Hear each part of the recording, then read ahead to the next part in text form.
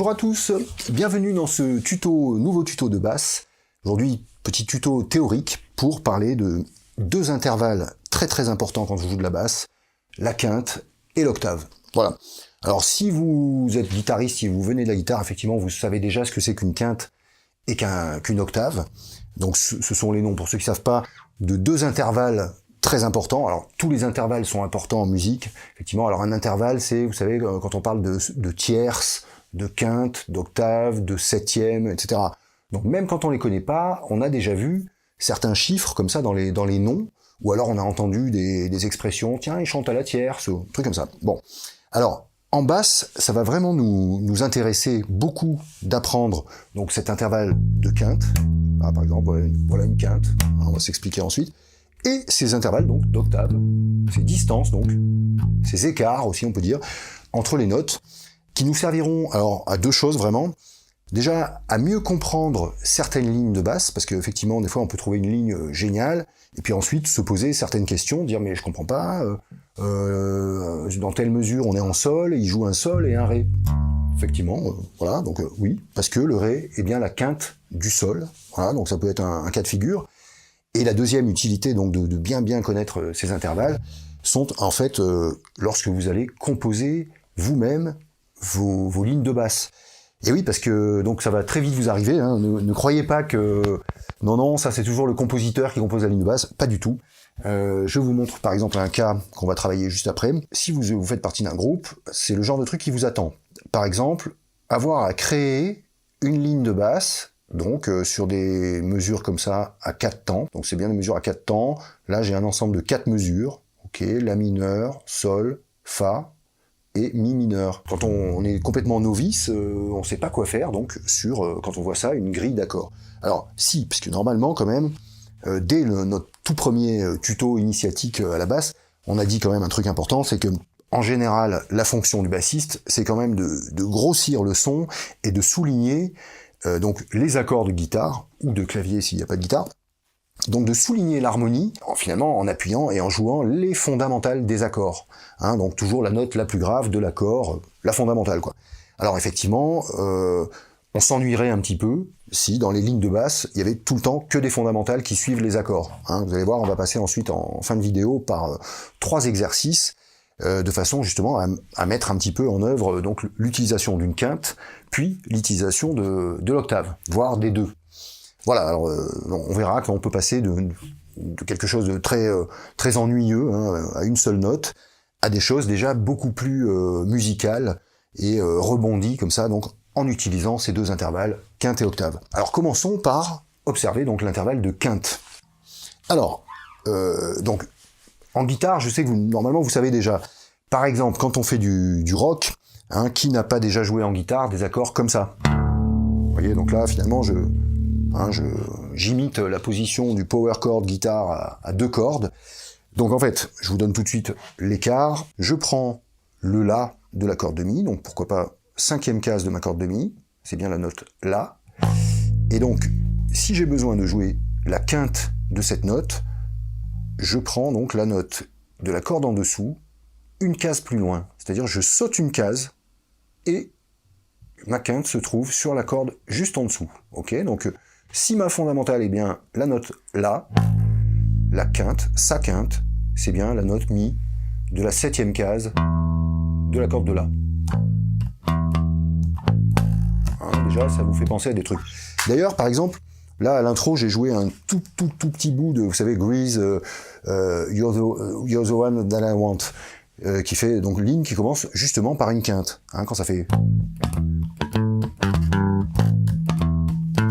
Voilà, donc c'est une mesure en La, en fait, là-dessus, on est en La, et donc, première autre note qu'un La, alors la toute première note, on remarque quand même qu'on joue un La sur un accord de La, et donc pour divertir un petit peu, au lieu de faire tout le groove en La, ce serait un peu quand même, un peu bourrin quand même, donc là, effectivement, il y a alternance avec la quinte. Oui, là, c'est pour vous montrer la première note que je plie les doigts, sinon on est d'office comme ça déjà, dès le départ. Voilà, alors dans cette ligne de Grease, ils vont jusqu'à l'octave. Il va chercher, ça on va voir ça juste après. On a vu que finalement, s'il y a une règle qui sera toujours la même. Pour trouver la quinte d'une note, il suffit de sauter une case et d'aller donc appuyer la note sur la corde juste en dessous. Alors, si ça partait d'une corde à vide par exemple, allez, on va faire la quinte du mi grave donc ma note à vide, case 0, je saute une case, je me retrouve en deuxième case, et donc sur la corde d'en dessous. Voilà, donc d'après ce qu'on a dit, ça, la note Si, donc deuxième case de la corde de La, et bien donc la quinte de ce Mi à vide. Voilà, finalement on retrouve encore exactement la même position que le power chord guitare.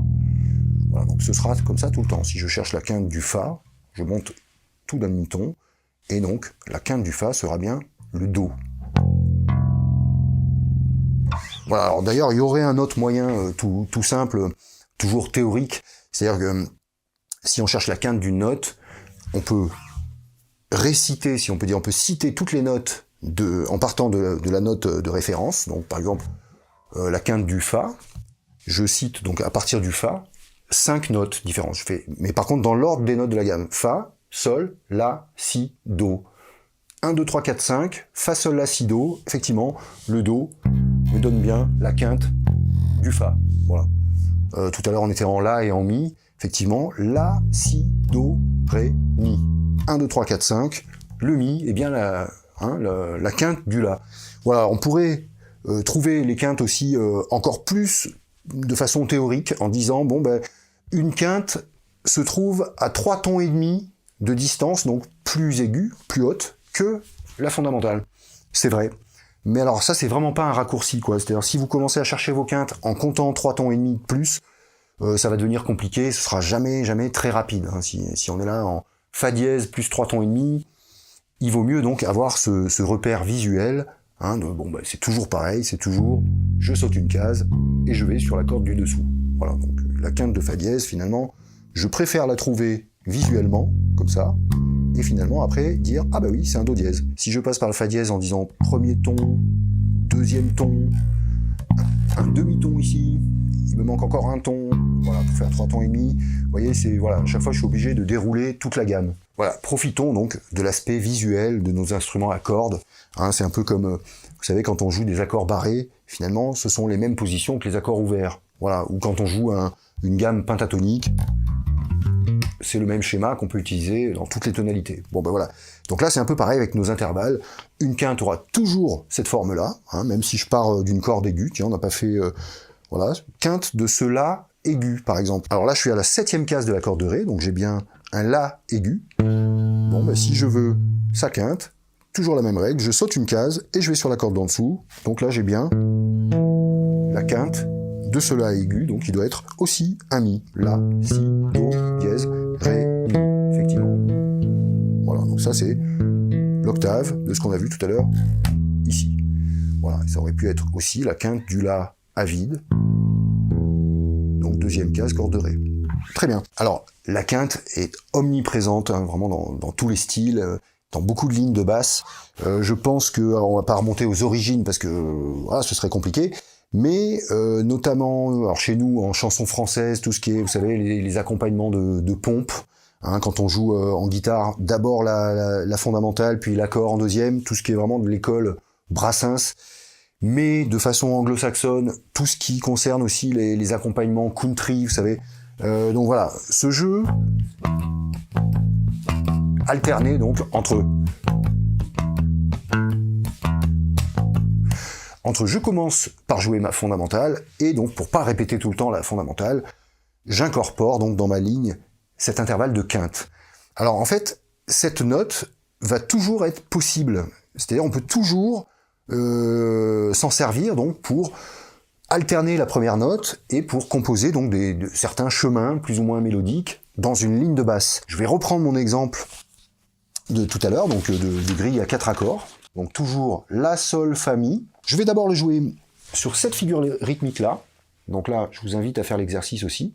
C'est-à-dire que là, vous connaissez, c'est vraiment... là, on n'a que des croches à jouer, avec 2 silences. Donc on ne jouera pas le 2. Par contre, on jouera le Et du 2. Et pareil avec le 4. On ne jouera pas le 4e temps, mais le Et du 4. Donc là, j'ai 1 et 3 et. Sur la grille d'accords que je vous ai montré, Si je fais tout le temps la fondamentale avec ce placement, j'ai ça. 1, et 2, et 3, et 4, et... Ok, pour la première mesure en La. Je passe en Sol pour faire pareil, puis en Fa, pareil. Mi. La.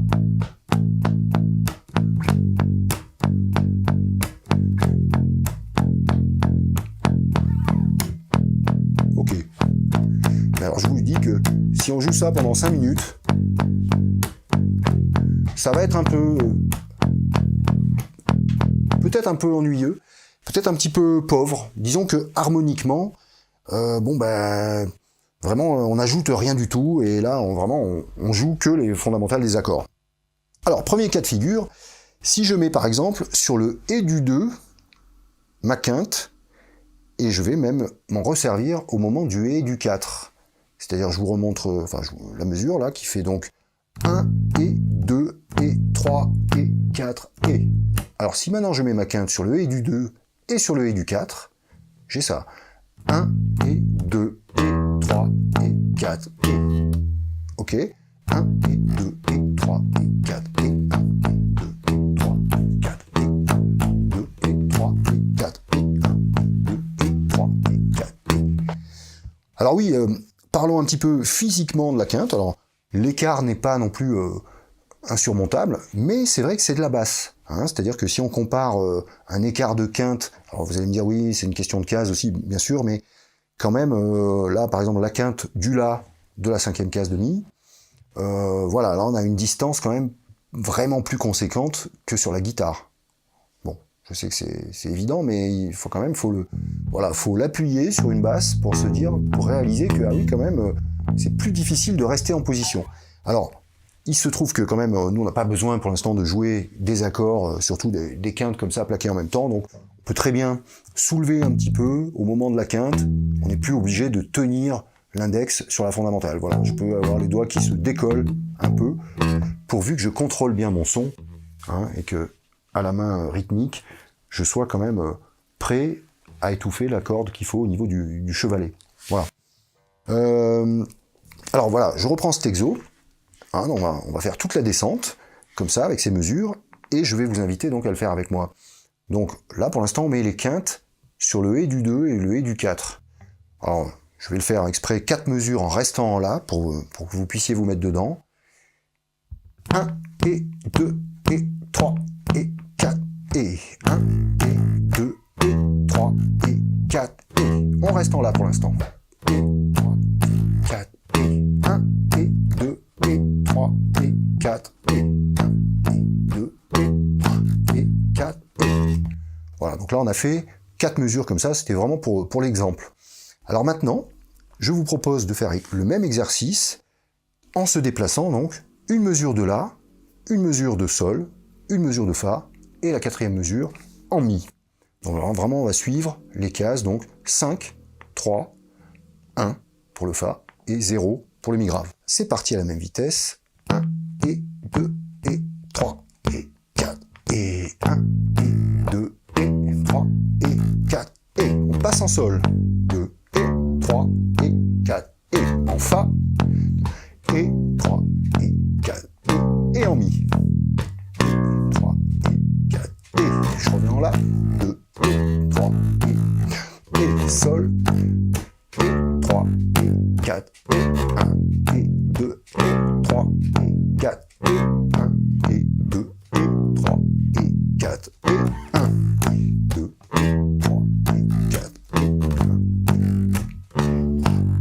4, et 1, 4, et 1, et 2, et 3, et 4, et 1. Ok, vous voyez le principe? Alors là, c'est pour l'exercice, on a décidé de mettre la quinte sur les Et, du 2 et du 4. Mais bon, c'est un choix personnel. En fait, alors là, je vais vous dire un truc important, il n'y a pas vraiment de règles. C'est-à-dire, je pourrais très bien faire l'exercice en décidant de mettre, tiens, les 3 croches du milieu en quinte. Je pourrais très, très bien faire ça. Pourquoi pas? Donc c'est un schéma différent. Hein, vous voyez, là, je mets la quinte en milieu de mesure et je la joue 3 fois de suite. Bon, pourquoi pas. Donc, ce sont des options. La seule chose qui est vraiment importante, s'il doit y avoir une règle là-dedans, en fait, pour être explicite et pour bien que tout le monde soit d'accord au début de chaque mesure, il faut en fait jouer la fondamentale, la vraie note, si vous voulez, en premier. Voilà, c'est-à-dire que là, je jouais du premier temps dans cette mesure, hein, je pourrais très bien avoir un départ à contre-temps. Si c'était le cas, que je ne jouais pas mon premier temps, mais le et du 1 ou directement le 2, je commencerai quand même par la fondamentale, justement pour rester explicite, quoi, pour surtout pas brouiller les pistes. Si l'harmonie est en La à ce moment-là, moi il faut absolument que j'exprime un La au niveau de ma première note. Voilà. Ce qui n'empêche pas ensuite, alors bien sûr dans des lignes plus ou moins évoluées, de rencontrer, d'utiliser toutes sortes d'autres intervalles. Voilà, ça peut être aussi des tierces, des secondes, des neuvièmes. Voilà, donc le premier job, c'est vraiment d'exprimer la fondamentale. Hein, et de temps en temps, c'est vrai que pour briser l'ennui, on va donc incorporer des quintes, des octaves, vous l'avez compris. Alors je passe à mon deuxième intervalle du jour, là, l'octave. Alors l'octave, effectivement, si je vous joue un exemple comme ça un peu...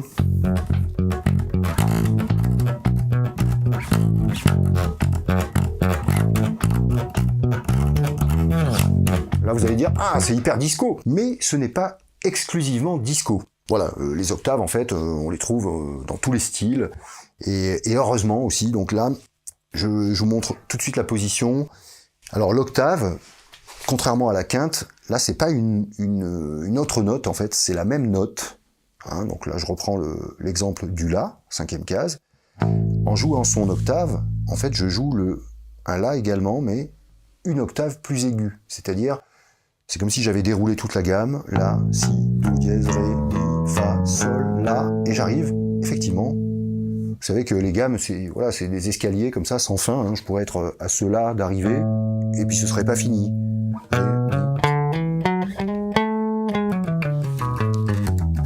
Donc voilà, la gamme, on l'a partout sur le manche. Et donc, mon premier étage, hein, quand je suis arrivé au bout de ma première récitation de gamme, je suis bien arrivé donc sur ma première note, mais donc à l'étage supérieur. Voilà. Donc elle va porter le même nom, forcément, l'octave de ma note La sera La, et on ne pourra même pas les différencier d'ailleurs, à moins de les écrire sur une portée. Voilà, alors, nous, ce qui nous intéresse, c'est surtout, comme pour la quinte, de retenir la position physique. Alors vous avez vu que ça ressemblait à la quinte, sauf que là, je saute une case et je saute une corde. Voilà, donc il y a un saut de corde. Donc si je cherche l'octave de mon La, 5e case corde de Mi, c'est bien ma 7e case, cette fois-ci corde de Ré. Okay, donc je saute la corde de La. Voilà mes deux notes concernées. Bon, vous avez compris, donc pareil, on va se donner l'exemple de l'octave du Mi grave. Alors, oui, il y a aussi celui-là, hein. On peut prendre l'octave, ici, 7e case, corde de La. Mais là, restons bien dans le sujet visuel là d'aujourd'hui. Mon Mi grave est bien ici, case donc 0. On a dit, je saute une case, comme pour la quinte, okay, et je saute une corde. Donc c'est pas sur la corde de La, c'est sur la corde de Ré. Effectivement, ma deuxième case de corde de Ré donne bien un Mi. Je pouvais aussi la trouver en disant, bon bah oui, Ré, t'es là, corde de Ré à vide, donc j'ajoute un mi-ton Ré dièse, si je connais un peu l'ordre de mes notes, et j'ajoute encore un mi-ton, donc j'ai ajouté un ton en tout, et je passe d'un Ré à vide à la note Mi, ici. Voilà. Alors bon, pardon, je dis des choses un petit peu évidentes. Je termine aussi donc avec le même exemple que tout à l'heure. Si je cherche l'octave de la note Do, ici, 3e case, corde de La, bon ben je saute une case et une corde. Et je me retrouve en 5e case, corde de Sol. Ok ? Voilà, et donc, comme pour la quinte, cette figure, cette position va être invariable. C'est-à-dire on pourra toujours trouver l'octave d'une note en appliquant donc ce moyen-là, quoi. Je saute une case et une corde. Alors là aussi, donc, la quinte va vous donner parfois la possibilité donc de vous éloigner de votre première note de fondamentale, hein, c'est-à-dire pas obligé de, toujours encore une fois le même exemple, si je joue ce groove là tout le temps, bon ben, au bout d'un moment, je m'ennuie moi-même et je risque d'ennuyer un peu l'auditeur. Alors, je peux donc alterner avec des phases sur l'octave. Pourquoi pas une mesure de chaque. Déjà, il se passe un peu plus de trucs. Je peux aussi inclure dans ma figure rythmique de la première mesure, pourquoi pas des petits moments d'octave. Ça peut être une idée, ou directement l'octave. Alors j'ai dit directement parce que je l'ai joué tout de suite sur le Ré du 1. Alors, contrairement à la quinte, où tout à l'heure je vous disais, par contre, faut pas commencer par la quinte, faut commencer par la fondamentale et placer une quinte après. Là, à la limite, pour l'octave, ce serait pas bon. Quand même, de façon habituelle, on commence quand même plutôt par la note la plus grave des deux, mais on pourrait rencontrer certains accompagnements, donc joués en octave, qui commenceraient par la note aiguë.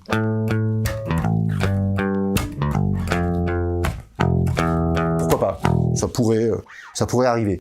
En tout cas, il n'y a pas de fausse note si on commence par l'octave de la fondamentale, puisque c'est la même note. Voilà, bon. Vous avez compris. Je vais prendre exactement les mêmes bases que tout à l'heure, c'est-à-dire je garde le même groove, dans lequel on jouait pas le deuxième temps, ni le quatrième temps. Et donc là, au lieu de jouer la quinte sur le Ré du 2 et sur le Ré du 4, je vais jouer l'octave sur, donc, à ces moments-là. Et du 2, et du 4, toujours 4 mesures de 4 temps. La, Sol, Fa, Mi. Donc avec octave en Et du 2 et en Et du 4. 1, et 2, et 3, et 4, et 1, et 2, et 3, 4, et sans Sol, et 3, et 4, et pareil en Fa, et 3, et 4, et Mi, et 3, et 4, et 3, et 4, et 2, et 3, et 4, et 2, et 3, et 4, et 2, et 3, et 4, et 2, et 3, et 4, et 3, et 4, et 1, et 2, et 3, et 4, et 1, et 2, et 3, et 4.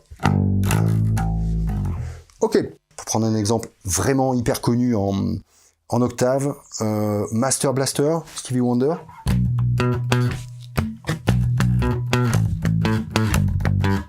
Ok, c'est vraiment typiquement ça. Ok, ici, et là. Alors on va pas le voir aujourd'hui, mais vous voyez que c'est vraiment... c'est vraiment, ça commence par deux fondamentales et deux octaves qui répondent comme un écho, quoi.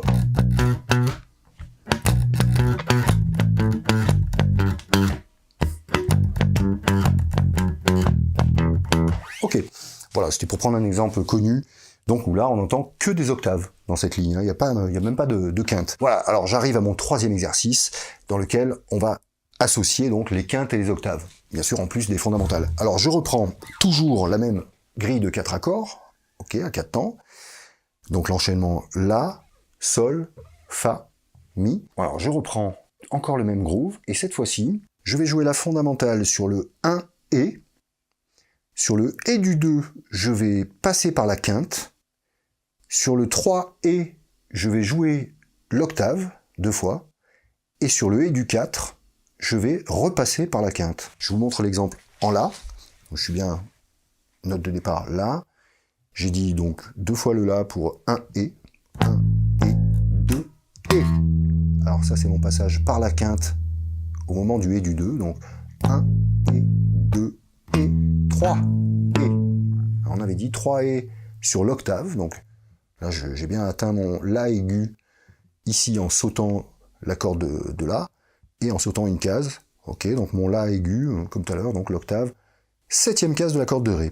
Donc ça, j'étais arrivé pour le Et du 3, j'ai fait 3 et, le 4 c'est un silence, 4, et, puisqu'on a dit que pour les du 4, on repassait par la quinte avant donc de ratterrir, voilà, en début de mesure. Bon là il se trouve que si les accords durent une seule mesure chacun, bon bah dès que je reviendrai de la deuxième quinte, il ne faudra pas atterrir sur la fondamentale, mais il faudra passer au prochain accord, si je peux dire. Enfin, en tout cas, il faudra passer au sol. Donc ma mesure complète de La me donne 1, et 2, et 3, et 4, et. Encore 3, 4, et 1, et 2, et 3, et 4, et. Ok. Alors, quand même, pour vous mettre vraiment dans le bain, si je devais la jouer plusieurs fois un peu plus vite, en restant en La, 1, et 2, et 3, et 4, et 1, et 2, et 3, et 4, et 1, et. Voilà, ça c'est vraiment très très utile et très fonctionnel. Hein, c'est vraiment le b.a.-ba un petit peu de la basse, quoi. C'est arriver à exprimer quelque chose, on va dire avec plus d'une note. Voilà, c'est vraiment ça, quoi. Je dois inventer un groove en La. Ça m'ennuie de jouer que des La. Donc, à tous les coups, je peux utiliser des quintes et des octaves. Alors, j'en profite pour faire une micro-parenthèse, quand même, pour dire que, parce que là, je suis en train de dire que la quinte marche toujours, entre guillemets. C'est-à-dire, quel que soit l'accord, si vous passez par une quinte dans votre ligne de basse, à ce moment-là, sur cet accord, ça fera bien. Le seul cas où il faut faire attention, c'est si l'accord, dans le nom, hein, l'accord serait, par exemple, s'il était diminué. Voilà, donc dès que vous voyez l'indication diminué ou augmenté, en fait, ça parle de la quinte. Voilà, une quinte diminuée, donc c'est une quinte qui n'est plus une quinte juste, comme elle a l'habitude d'être. Une quinte diminuée, comme son nom l'indique, c'est une quinte qui, en fait, a perdu un demi-ton. Donc ça. Bon. Voilà, mais ce qui donne déjà un intervalle beaucoup plus dissonant. Et en général, on s'en rend compte, quoi. C'est-à-dire, si vous jouez une quinte juste sur un accord diminué, vous allez vous dire, tiens, c'est bizarre, il y a un peu une fausse note. Voilà. Donc, à moins, et d'ailleurs, à ce moment-là, vous vous rappellerez que, ah bah oui, peut-être l'accord est diminué ou augmenté, il y a un truc comme ça. Voilà, il peut être aussi demi-diminué, c'est pareil, s'il est mineur 7 quinte bémol, par exemple, la quinte juste ne passera pas. Mais rassurez-vous, ça c'est vraiment, en tout cas dans nos styles de musique courants, vraiment ce sera rarissime qu'une quinte donc ne fonctionne pas dans une ligne de basse. En général, on peut. Voilà, je reviens à mon troisième exercice. Donc là, je vais jouer toute la ligne avec le schéma proposé. C'est parti. 1, et 2, et 3, et 4, et 1, et 2, et 3, et 4, et Sol, et 3, et 4, et Fa, 2, et 3, et 4, et Mi, 2, et 3, et 4, et 1, et 2, et 3, et 4, et 2, et 3, et 4, et 1, et 2, et 3, et 4, et Mi, Si, Mi, 1, et 2, et 3, et 4, et 2, et 3, et 4, et 1, 2, 2, et 3, et 4, et... Si vous voulez, on l'accélère un tout petit peu. Alors, j'ai pas dit un truc, mais vachement important aussi. Vous avez vu, moi je le fais avec vraiment un doigt dédié par corde.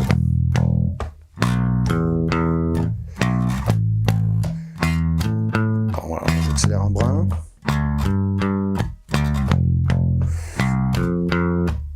Donc voilà, pour avoir des écarts pas trop conséquents, je le fais donc à 3 doigts au niveau de la main mélodique.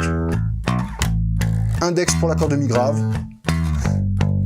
annulaire pour la corde de La, et auriculaire pour la corde de Ré. Sauf là peut-être.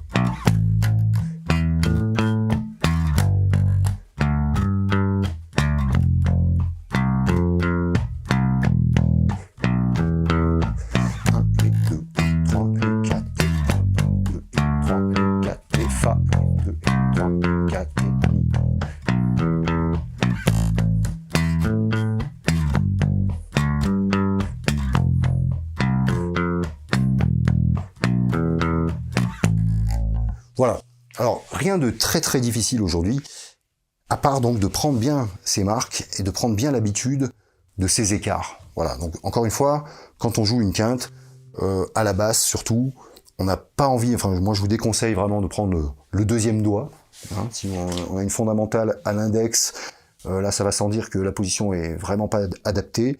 Même le troisième doigt, bon, ça dépend des cases, hein, c'est ce qu'il faut faire dans les cases aiguës, mais ici déjà je trouve qu'en écart 5 et 7e case, moi je trouve ça plus détendu d'utiliser le petit doigt, soit pour appuyer une quinte, si j'ai pas d'octave juste après. Par contre, effectivement, là, dans l'exo, comme il y avait la présence d'octave, je préférais réserver le petit doigt pour l'octave, et donc jouer ma quinte avec l'annulaire. Voilà, et auriculaire, ici. Finalement, je retrouve la position d'un power chord guitare, hein, power chord à 3 doigts. Alors, ce serait un peu ça, mais sans obligation, par contre, de rester plaqué dans les cases. Voilà, donc là, encore une fois, si je contrôle bien mes cordes au niveau du chevalet, hein, que j'ai pas de bruit parasite, pas de pollution de cordes à vide, choses comme ça, je peux donc décoller un petit peu l'index au moment du jeu de la quinte et de l'octave. Vous voyez, là, voilà, j'entends pas ma note, ma corde de départ en tout cas. Au moment de l'octave, je peux décoller la fondamentale et j'entends pas pour autant ma corde de mi grave à vide. Donc c'est terminé pour aujourd'hui, donc avec cette observation donc de ces deux intervalles très importants. J'espère que vous saurez retrouver à tout moment les quintes et les octaves de n'importe quelle note, et je vous dis déjà rendez-vous mercredi prochain pour un tuto dans lequel on va utiliser ces deux intervalles pour une ligne de basse que vous avez demandé, que vous étiez nombreux à demander récemment, et donc une ligne de basse très connue. Voilà, je vous en dis pas plus. Merci pour votre attention, n'hésitez pas à liker la vidéo, abonnez-vous à la chaîne My Guitar Bass si c'est pas déjà fait, et je vous dis à très bientôt. Bonne basse à tous.